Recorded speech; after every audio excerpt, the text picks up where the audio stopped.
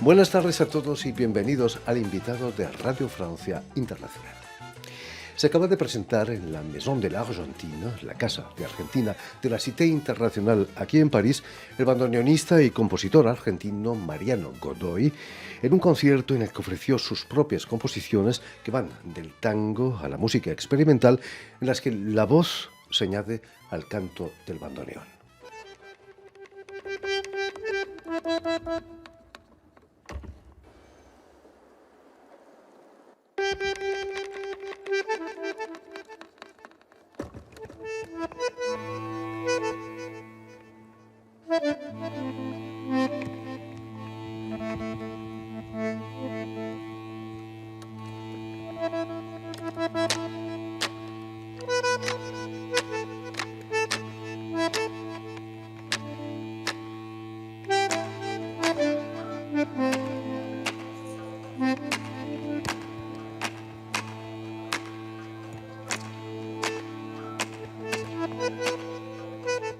Y precisamente para hablarnos de este concierto aquí en París y de su trayectoria musical, Mariano Godoy ha sido tan amable de venir a nuestros estudios. Buenas tardes, Mariano. Buenas tardes, ¿cómo estás? Y sobre todo, muchísimas gracias por haber hecho el esfuerzo de venir hasta nosotros. No, gracias por invitarme. Estoy muy contento de estar acá. No es fácil venir aquí No si es no fácil conoces llegar, París. Permíteme que cuente a nuestros oyentes que has nacido en Buenos Aires en 1983, pero me gustaría que nos explicase si es cierto que tu primer instrumento fue un viejo piano que estaba en tu casa, tan viejo que acabaron comprándote un teclado electrónico con solo 5 años. Sí, sí, en realidad mi mamá es profesora de piano. Hoy en día ya no toca tanto, digamos, pero me acuerdo que cuando era muy, muy chico la escuchaba tocar y teníamos un piano que se estaba pudriendo ya en la casa, entonces aparecían los primeros teclados digitales, de los teclados Casio, que de alguna forma simulaban por síntesis los instrumentos o querían simular los instrumentos. Y bueno, mi mamá en vez de reparar el piano lo cambió por un tecladito muy pequeño, creo que tiene 4 octavas y teclitas muy chicas, mano a mano, como el piano por ese teclado que en ese momento era no sé, el último modelo de teclado.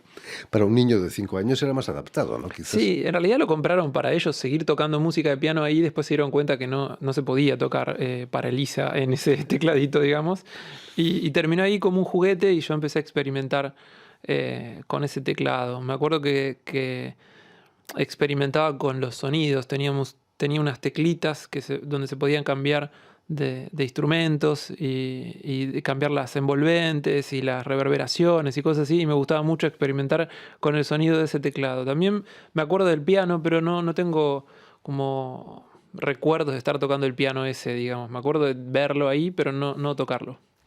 Mariano Godoy, pero con 11 años tienes lo que le llaman aquí en Francia un coup de foudre por la guitarra. Ah, sí. ¿Es cierto que te levantabas a las 4 de la madrugada para practicar? Sí, sí. Sí, antes de ir al colegio me levantaba a estudiar guitarra. ¿Qué decía tu madre ante eso? No, como me gustaba la guitarra eléctrica, no se escuchaba tanto. Entonces no O me... tu hermano, he leído que le Sí, mi molestaba, hermano estaba sí. muy enfadado. Mi hermano sí, estaba más enfadado, sí, sí. No, fue una experiencia muy linda, como... No sé qué nos pasa a los seres humanos a esa edad, pero algo pasa con toda la pubertad, todo lo que empieza a pasar. Y de alguna forma como que algo de todo eso lo metí como en la guitarra. No te digo en la música, porque lo que me pasó con la guitarra era más una cuestión de autosuperación y de poder tocar el instrumento y dominarlo y sacar las cosas que me gustaban y todo eso. Creo que se relaciona más mi conexión con la música con lo del tecladito, con el juego, con la primera parte. A los 11, como cuando empecé con la guitarra, me lo tomé en serio. O sea, era chico, pero me levantaba a las 4 de la mañana a estudiar para poder tocar las cosas que quería tocar. ¿Tomaste clases incluso de guitarra? Sí, muchísimas, de todo. O sea, tocaba la guitarra muy bien, de verdad. Pero el verdadero flechazo lo tienes por el bandoneón, ya de mayor, más adolescente. Ajá. ¿Cómo fue ese encuentro con el instrumento? Mira, el instrumento lo venía escuchando en diferentes oportunidades, no solo en el tango, había escuchado ya Piazzolla, había escuchado, siempre cuento, una canción de Joaquín Sabina, Con la frente marchita, que en un momento hay un solo de Walter Ríos que es muy impactante, y esa sonoridad me gustaba. Yo digo que hay algo de la sonoridad que buscaba en la guitarra eléctrica, con los pedales. Ustedes imagínense que también, o sea, era un momento de la guitarra eléctrica, tiene mucho del sonido, digamos. Los guitarristas eléctricos nos cambia la vida si cambiamos de un tipo de distorsión a otra. O sea, hay de distorsiones, uno va a comprar un pedal de distorsión de efectos y puede encontrar, no sé, hoy en día debe haber 1000 opciones. Entonces uno tiene como el oído muy inclinado hacia lo tímbrico y lo sonoro.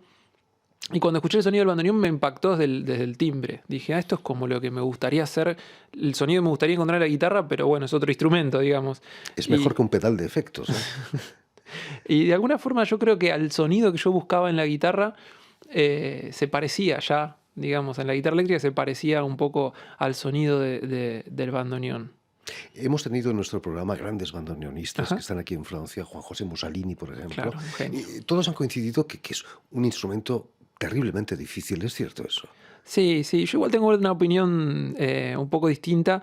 Creo que es un instrumento muy complicado, pero también se suma a esta complicación del instrumento lo que espera el público de un bandoneonista. Es como un primer violín. Uno espera que toque virtuoso.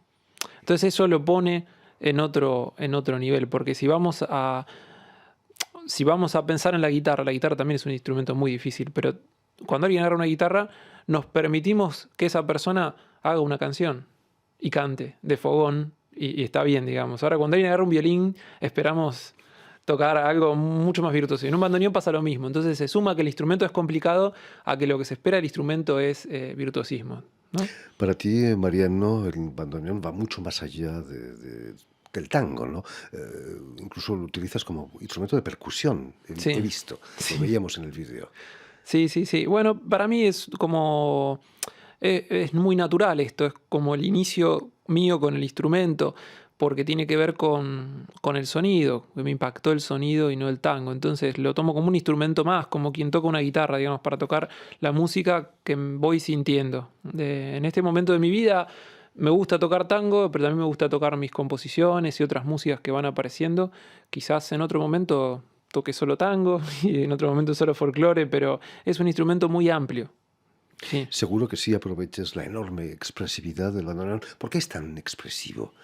Quizás la respiración.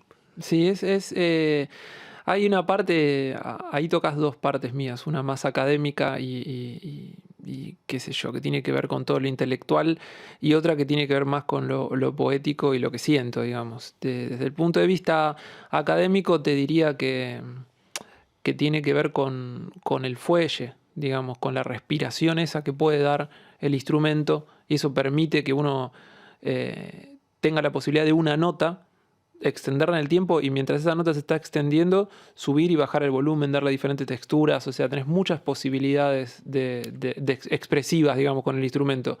Desde el punto de vista poético, no sé, ahí es lo que estamos tratando de descubrir todo el tiempo y siento que hay algo interesante con el inicio del instrumento. El instrumento es un instrumento alemán que se inventa para tocar música religiosa.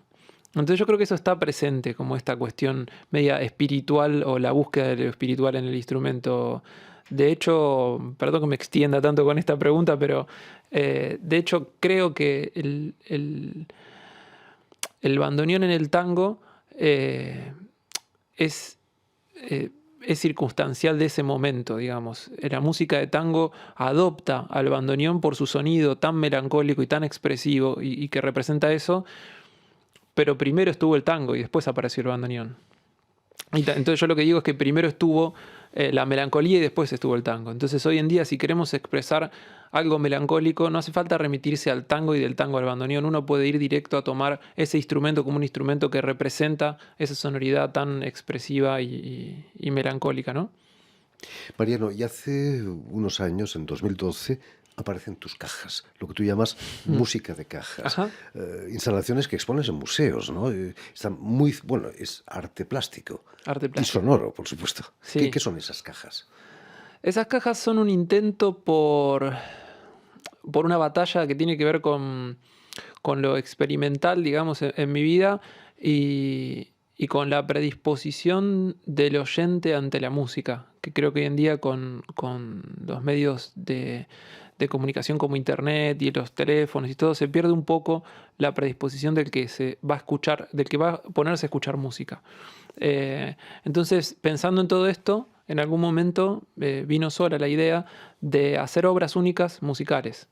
Entonces, como si fueran obras plásticas. Entonces, a partir de ahí empecé a ver la forma y llegué a estas cajas de música, que cada caja de música tiene una obra única que compongo especialmente para esa caja, que tiene una estructura, un diseño acústico y electrónico adentro, digamos, que hace sonar esa música. Entonces, aparte de la parte visual, cuando uno le da de alguna forma a la llave de play, digamos, de esa caja, empieza a escuchar esa música que solamente la va a escuchar en ese momento y en ese lugar. No la va a poder escuchar en otro lado porque una vez que esa música está en esas cajas no la vuelva ni a tocar ni a grabar nunca más.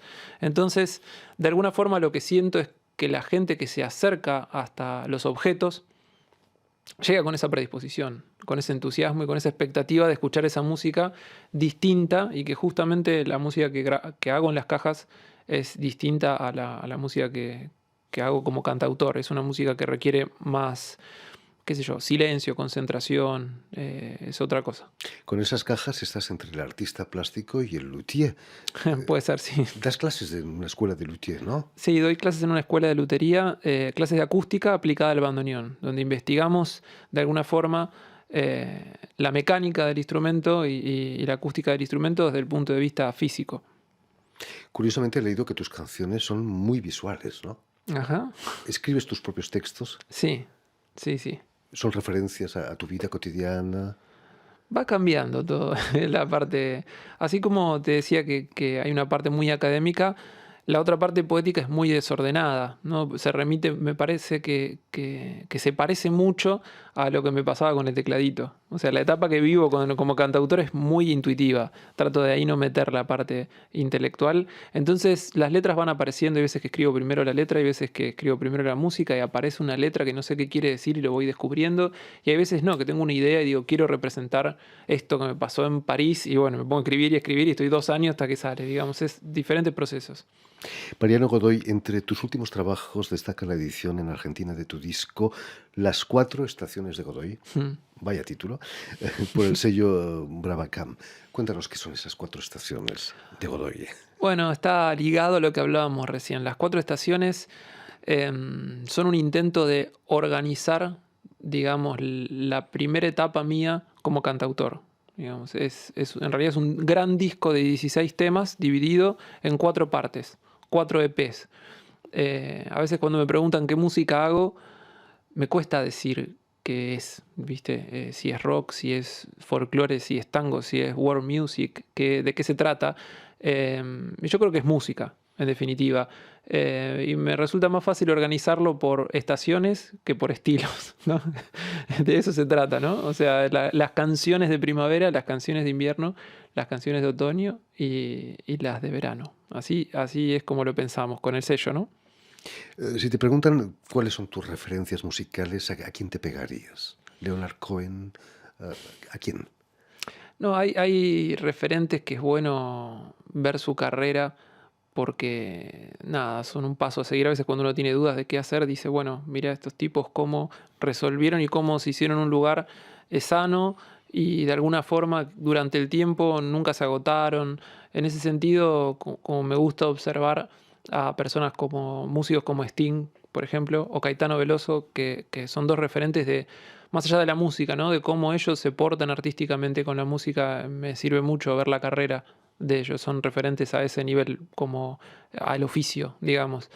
Y a nivel musical va cambiando también, depende de las estaciones. Va pasando de Yupanqui a Debussy a música pantera, heavy metal, digamos. Es como que escucho de todo. No, si me toca alguna parte, alguna fibra así íntima, espiritual, lo escucho. Estamos en Francia, he escuchado una de tus obras basada en Satie, ¿no? Incluso las Ajá, enciclopedias. sí. Has hecho de todo. Sí, me gusta hacer de todo. Sí.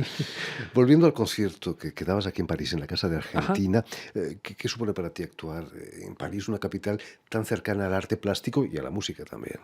Sí, es una experiencia buenísima. Creo que La música de alguna forma, mi vida es la música. Estoy todo el tiempo pensando en la música. No es algo, no es una profesión paralela a lo que me gusta hacer, digamos. Vamos a comer, no, vamos a tocar, ¿viste? Para mí soy de esos tipos que todo el tiempo quieren estar tocando música. Entonces, venir a París y conocer París es la primera vez que vengo tocando, me hace conocerlo mejor porque es mi lenguaje. Y, y nada, y voy descubriendo cosas. Tiene partes como, me parece algo muy parecido a Buenos Aires que no podría explicar muy bien, pero que está.